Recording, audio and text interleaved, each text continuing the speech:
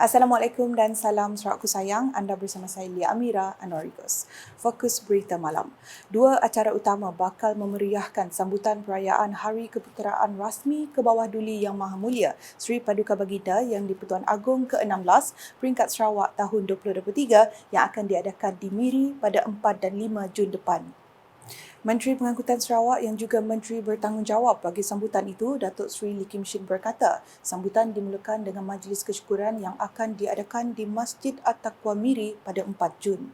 Menurutnya, antara pengisian bagi majlis berkenaan termasuk solat fardu maghrib berjemaah diikuti dengan bacaan Yasin, alunan zikir marhaban, doa kesyukuran, solat fardu isyak dan juga majlis jamuan makan malam. Ujarnya lagi, sambutan itu kemudiannya dimeriahkan dengan acara kemuncak iaitu Majlis Jamuan Teh di Pullman Miri Waterfront pada 5 Jun dengan jangkaan kehadiran seramai 550 jemputan. Beliau berkata demikian dalam sidang media di Pejabat Residen bahagian Miri pada Isnin. Dalam pada itu katanya Majlis Seni Sarawak MSS akan mengetengahkan 3 segmen dalam pengisian program bagi Majlis Jamuan Teh iaitu segmen rasmi, persembahan hiburan 3 orang artis tempatan iaitu Ricky Anderson daripada etnik Iban, Diana Shini daripada etnik Melayu, Fredo Lem Juz daripada etnik Bidayuh selain seorang penyanyi daripada etnik Cina. Jelasnya turut diadakan persembahan khas budaya identiti kita yang menonjolkan tari dan irama yang berbeza di antara satu sama lain untuk mengetengahkan kepelbagaian bangsa di Sarawak. Manakala persembahan penutup Dirgahayu Tuanku pula secara simboliknya mengetengahkan keberadaan dalam Malaysia yang berada di bawah pemerintahan dan naungan Yang di-Pertuan Agong di mana tarian penutup ini akan melibatkan 14 orang penari lelaki. Datuk Seri Lee menambah Yang di-Pertuan Negeri Sarawak Tun Pehin Sri Abdul Taib Mahmud serta isteri Tuan Puan Datuk Petinggi Ragat Kurdi Taib, Premier Sarawak Datuk Petinggi Tan Sri Dr. Abang Abdul Rahman Sohari Tun Datuk Abang Openg serta isteri Puan Sri Datuk Amar Jumaani Tun Tuan Kubujang dijangka hadir sebagai tetamu kehormat. Seterusnya, acara ikonik Pesta Tatau dijadual akan diadakan pada minggu pertama dan kedua bulan Ogos depan. Menteri di Jabatan Premier Sarawak Datuk John C. Kitayai berkata, Jawatankuasa Penganjuran Pesta Tatau akan dibentuk kerana pelbagai aktiviti dan pertandingan akan dilaksanakan.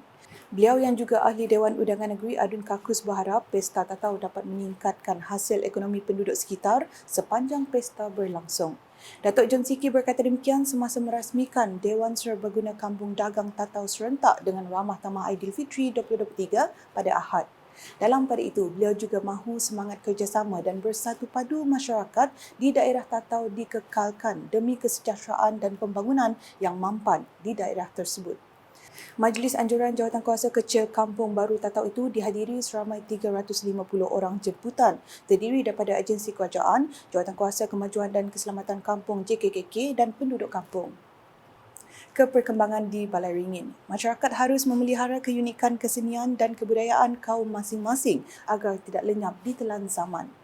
Timbalan Menteri Pelancongan, Industri Kreatif dan Seni Persembahan Datuk Snowden Lawan berkata, penduduk tempatan mesti mempertahankan budaya yang diwarisi secara turun-temurun termasuk dari segi ritual, persembahan musikal maupun tarian. Jelasnya acara ritual seperti Nimang Tapang, persembahan gendang pampat dan tarian ngajat perlu terus dipelihara khususnya oleh warga kampung Tanah Mawang, Menyang A. Beliau berkata demikian semasa berucap pada majlis perasmian logo Kampung Tanah Mawang, Menyang A dan sambutan Peragawai Dayak 2023 baru-baru ini. Menurut Adun Balai Ringin itu lagi, Seksyen Warisan di kementeriannya sedang berusaha mengkumpul jenis alat muzik tradisional yang terdapat di Sarawak dan setakat ini terdapat 53 jenis alat muzik yang telah dikenal pasti. Dalam perkembangan lain, beliau memberitahu projek bekalan air bersih di bawah Jabatan Bekalan Air Luar Bandar JBAB akan dilaksana dalam masa terdekat bagi mengurangkan masalah kekurangan tekanan air di kawasan Balai Ringin. Pada majlis sama, Datuk Snowden telah mengumumkan peruntukan sebanyak RM15,000 kepada Jawatankuasa Kemajuan dan Keselamatan Kampung JKKK Kampung Tanah Mawang Menyang A dan RM10,000 lagi untuk Biro Wanita kampung tersebut. Selepas itu, beliau menyerahkan watikah pelantikan Ketua Kaum kepada penghulu lama Bungkol. Paparan selanjutnya di Berkenu, Kementerian Belia Sukan dan Pembangunan Usahawan Sarawak MAHISID telah menganjurkan program Youth Entrepreneur Set Up YES Berkenu 2023 sebagai platform menggalakkan penglibatan belia dalam bidang keusahawanan. Ia telah dirasmikan oleh Timbalan Menteri Pembangunan Wanita, Kanak-kanak dan Kesejahteraan Komuniti Datuk Rozi Yunus di Dewan Masyarakat Berkenuh pada Sabtu. Seramai 300 belia telah berdaftar untuk menyertai program kali ini yang bermula dengan sesi pembentangan daripada Sarawak Youth Creative Industry Fund SYCIF dan sesi motivasi pembangunan usahawan daripada pihak Wise Training and Consultancy. Terdapat juga sesi pendaftaran nama perniagaan dan syarikat bantuan kewangan kepada belia dan juga sesi town hall bersama tetamu kehormat bagi membuka ruang kepada para belia untuk bertanyakan soalan tentang keusahawanan. Dalam ucapannya, Datuk Rozi berharap program seperti ini dapat menyediakan pelbagai peluang pekerjaan dan sekaligus membantu membasmikan kadar pengangguran sejajar dengan strategi pembangunan pasca COVID-19 PCDS 2030 yang mensasarkan Sarawak sebagai wilayah yang moden, membangun dan berpendapatan tinggi menjelang 2030. Seterusnya, Timbalan Menteri Belia Sukan dan Pembangunan Usahawan Sarawak merangkap adun layar Datuk Gerald Brentap Jabu meneruskan lawatan menyantuni rakyat di kawasannya pada Sabtu. Beliau memulakan lawatannya dengan bersarapan pagi di Gerai Bumi Putera Majlis Daerah Betong sebelum bergerak ke Dewan Tan Sri Alfred Jabu di SMK St. Augustine Betong yang menjadi lokasi acara saringan dan seterusnya peringkat separuh akhir Pekit Kumanggawai Betong 2023. Selesai di situ, beliau berkunjung ke Pasar Tamu Betong untuk menyantuni para pengunjung dan juga para peniaga di samping mendapatkan sendiri produk-produk hasil hutan tempatan di pasar tersebut.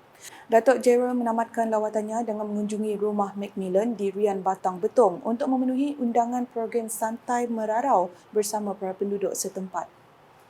Manakala di Baram, Kampung Benawak Baram telah mengalami pelbagai perubahan hasil dari pelaksanaan pelbagai projek kecil luar bandar MRP dan program transformasi luar bandar RTP.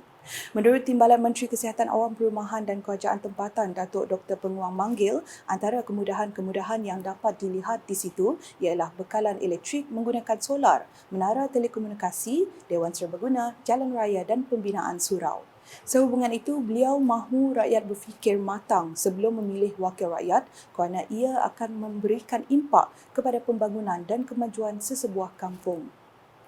Tambah beliau, kerjasama antara penduduk dan wakil rakyat kawasan amat perlu supaya kesinambungan pembangunan di Kampung Benawak dapat diteruskan.